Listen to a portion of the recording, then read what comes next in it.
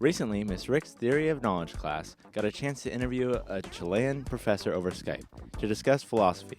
To communicate with the professor, students use Skype, which is a free video conference software that uses the internet to connect users around the globe. We spoke to some of the students who told us how the professor related his work to the Theory of Knowledge class. So TOK stands for Theory of Knowledge. Basically, TOK is the study of how do we know what we know. That's the basic definition that we always give. Basically, it means that we're studying epistemology.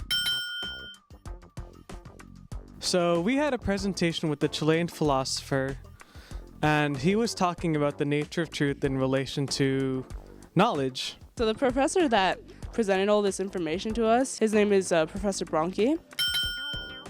So this presentation was about the different ways that we know things, like if it's subjective, objective, or intersubjective. It essentially is about how do you know, like what do you know about yourself, that's subjective, what do you know about the world around you, objective, and what do you know about what other people are thinking, intersubjective.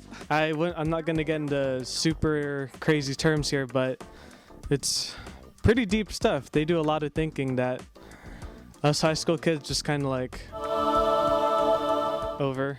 I think it would be really cool to check out other presentations like this in other classes, because a presentation like this helps you connect one class to another class. TOK is often connected to a lot of other classes that we study. We study all the other subject areas in TOK. And I think that would be useful because it helps you put your own ideas into perspective.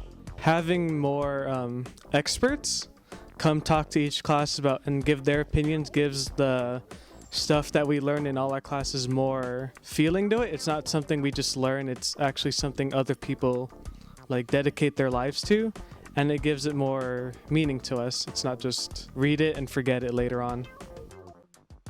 The students learned a lot from the lecture and really appreciated the time Professor Bronchi took to speak with them. Hopefully this will be the first of many successful Skype conferences that Capuchino students will partake in.